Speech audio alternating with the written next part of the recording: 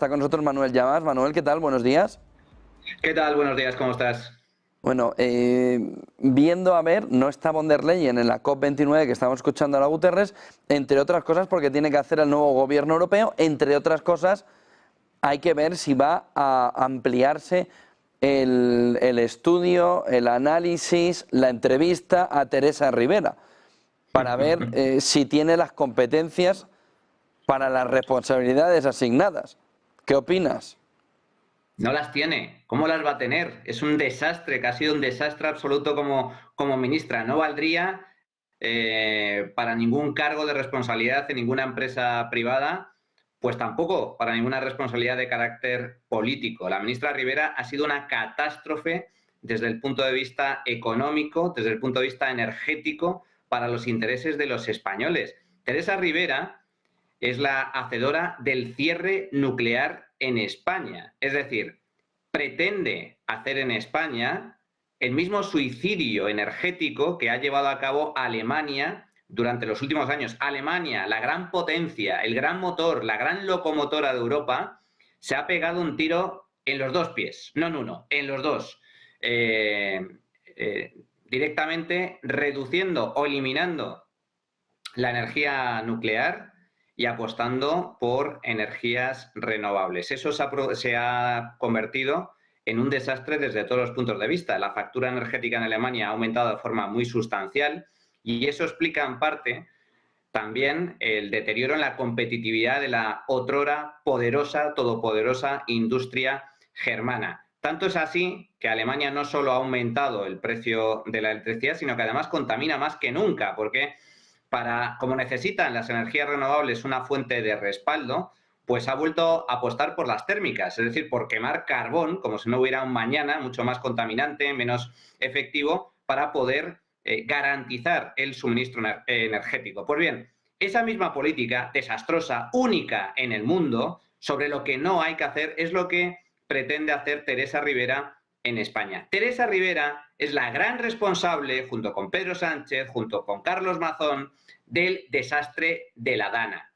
Y lo es porque Teresa Rivera no ha hecho las infraestructuras que estaban previstas para minimizar el riesgo de inundaciones y minimizar el riesgo de desbordamientos en el río en la zona de Valencia. El Barranco del Pollo, que ha sido precisamente el afluente que directamente se ha desbordado y que ha provocado la gran catástrofe que hemos visto en las últimas semanas, el pasado 29 de octubre, Martes Negro en España, había una serie de obras, una serie de actuaciones precisamente para evitar ese riesgo. ¿Que dependían de quién? Del Ministerio de Transición Ecológica. Dependían de Teresa Rivera. Y no solo no lo han hecho, sino que ha dedicado miles de millones de euros directamente a eliminar embalses y a eliminar determinadas infraestructuras hidrológicas con el objetivo de que los ríos discurran libres, de forma natural, por los cauces naturales. Pues bien, eso en gran medida es lo que ha agravado el desastre de la Dana en Valencia. Por lo tanto, Teresa Rivera no tiene ninguna capacidad, ninguna competencia, ninguna valía para representar a España, ya no solo las autoridades comunitarias, sino que debería ser directamente expulsada del gobierno y de cualquier tipo de responsabilidad política. Pues bien, eso es lo que hemos enviado a la Comisión Europea, así que si finalmente sale escogida como comisaria, que se preparen los europeos porque es absolutamente una nulidad, nefasta desde todos los puntos de vista. Manuel, Bitcoin como efecto colateral, ¿no? Como efecto principal de lo que está sucediendo en el inversor después de la victoria de Trump. ¿Qué significa? ¿Qué pone encima de la mesa? Y sobre todo, ¿cómo deja ese sistema de control de las CBDCs? El Bitcoin ha venido para quedarse.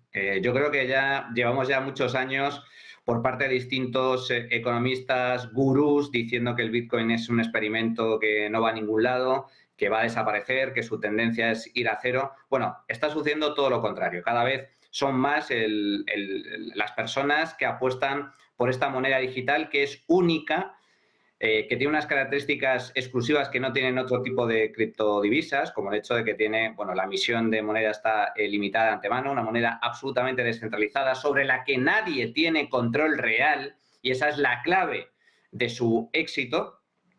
Pues bien, estamos viendo un nuevo rally. ¿Por qué? ¿A qué responde este rally? Hay dos factores, uno de carácter estructural, digamos que cada vez está más aceptado desde el punto de vista institucional, y prueba de ello es que ya hay ETFs, se ha permitido, se ha regulado esta criptodivisa para que se pueda operar con ella en los mercados financieros, y eso lógicamente expande su utilización. Y luego está el gran factor que ha disparado la cotización de Bitcoin en los últimos días, que es la victoria de Donald Trump. ¿Por qué? Pues básicamente porque, a diferencia de lo que estaba reclamando, lo que estaba proclamando la administración Biden y la candidata demócrata Kamala Harris, apostaban por regular, que no nos engañemos, regular en manos o en boca de un político significa restringir, prohibir, poner trabas. Pretendían regular Bitcoin y el ámbito de las criptomonedas, y también apostaban por la creación de monedas digitales controladas por bancos centrales, como estamos creando o estamos impulsando aquí en Europa, una vez más de forma errónea, de forma equivocada. Pues bien, ese era el planteamiento que tenía Kamala Harris, ese era el planteamiento de la administración Biden. Trump tiene un planteamiento radicalmente diferente.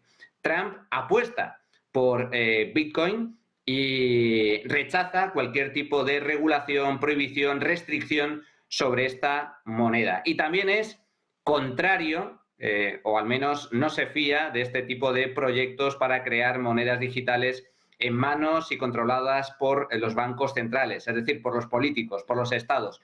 Eso es lo que explica la brutal subida de Bitcoin en los últimos días. Veremos hasta dónde llega el rally, pero independientemente de todo, Bitcoin es un activo tremendamente volátil.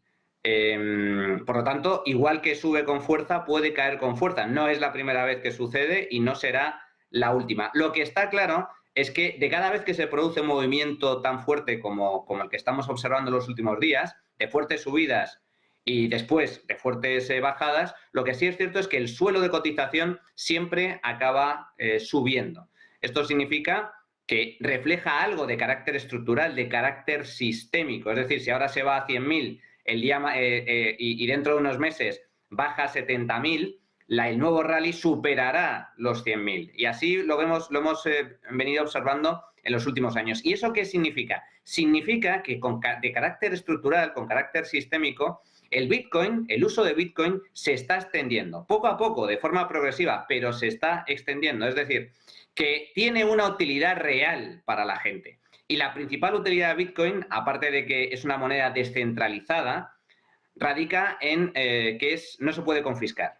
Y eso es muy importante. No se puede confiscar, escapa al control de los políticos y además tiene mecanismos que garantizan la privacidad de su tenencia. Eso, en un mundo en el que cada vez tenemos políticos más intervencionistas, que lo que atacan es la privacidad y que directamente algunos de ellos amenazan con la expropiación de activos vía impuestos o directamente mano militar y vía decreto, el Bitcoin cada vez va a tener un valor más importante para garantizar la libertad individual. A partir de ahí, el otro elemento fundamental, volviendo aquí a España, está alrededor de cómo se está haciendo la ayuda. Dinero de los impuestos de los contribuyentes, dinero para los afectados. Vemos cómo los empresarios están viendo que ese dinero no es lo que le estaban diciendo, son préstamos que van a tener que devolver. No es una ayuda directa, es que te doy un préstamo que me vas a tener que devolver. Y muchos tienen el negocio ahora mismo arruinado, Manuel. José Antonio, Pedro Sánchez mintiendo. ¡Oh! ¡Sorpresa! Pedro Sánchez mintiendo, el gran mentiroso del Reino de España. No hay mayor mentiroso que Pedro Sánchez. Una vez más, ha engañado a la gente. Las ayudas no son ayudas, en gran medida son préstamos. Es más, es todavía más perverso lo que ha anunciado Pedro Sánchez. Para empezar, ¿cuál es el coste económico del desastre de la gota fría en Valencia? Las últimas estimaciones, ya independientemente de la estimación que hace el gobierno de la Comunidad Valenciana, que a lo mejor está inflado, posiblemente esté inflado. Ellos hablan de un coste superior a los 30.000 millones de euros. Pero los economistas, las empresas que han empezado a realizar estimaciones al respecto, calculan que el coste económico de la reconstrucción y de la cobertura de daños de la gota fría en Valencia superará en todo caso los 20.000 millones de euros. 20.000 millones, ¿eh? Por lo tanto, punto 1. Las ayudas que ha anunciado Pedro Sánchez son muy inferiores a lo que realmente necesita la población afectada. Concretamente, como mínimo la mitad. Por lo tanto, se queda corto las ayudas. Pero es que luego está la segunda parte. Vayamos al detalle de las ayudas. ¿Qué incluyen las ayudas? Ese primer paquete de ayudas que ha anunciado el gobierno del Partido Socialista asciende a 10.600 millones de euros. Pues bien, de esos 10.600 millones de euros, casi la mitad, 5.000 millones, son créditos ICO, es decir, son préstamos. Son préstamos y como bien estás comentando, José Antonio, ¿de qué te vale una ayuda si has perdido la casa, has perdido el coche? Una ayuda no, ¿de qué te vale un crédito si luego vas a tener que devolverlo? Eso no significa en ningún caso que te vaya a cubrir las pérdidas, sino que pides dinero prestado para hacer frente a una situación dramática, pero luego vas a tener que devolver el dinero. Por lo tanto, no es ninguna ayuda, es un crédito. Un crédito subvencionado, un crédito con otro tipo de facilidades, es un crédito público, pero no deja de ser un crédito que hay que devolver. 5.000 millones, la mitad del paquete de ayudas que ha anunciado Pedro Sánchez. Pero es que hay más, porque dentro de esos 10.600 millones, también incluye 3.500 millones de euros que son seguros. Es lo que van a pagar las aseguradoras privadas. Eso no es ayuda pública. El Consorcio de Compensación de Seguros es una entidad pública, pero el dinero que maneja es privado, porque el consorcio se alimenta, se nutre de las primas de los seguros que pagamos todos los españolitos de a pie.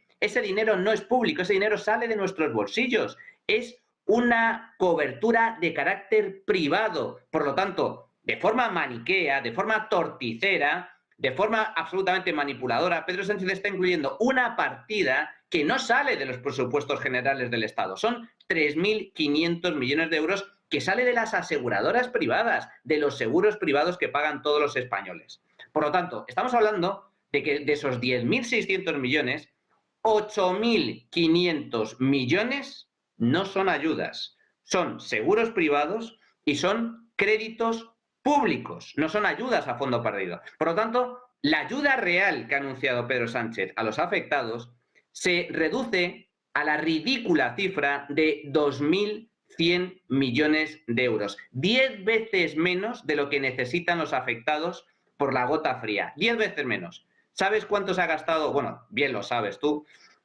¿Cuánto se ha gastado el gobierno de Pedro Sánchez en comprar el 10% de Telefónica? 2.300 millones de euros. El gobierno de Pedro Sánchez ha dedicado a día de hoy más dinero a la compra de una empresa privada, como es Telefónica, el 10% de su capital, que a todos los miles, decenas de miles de afectados por la gota fría en Valencia. Es un auténtico despropósito. 9:49, Manuel, ya más para lo que les interesa son capitalistas. Para lo que no les interesa son socialistas, pero para lo que les interesa son capitalistas. Buen día y buen negocio, Manuel. Buen día, hasta luego.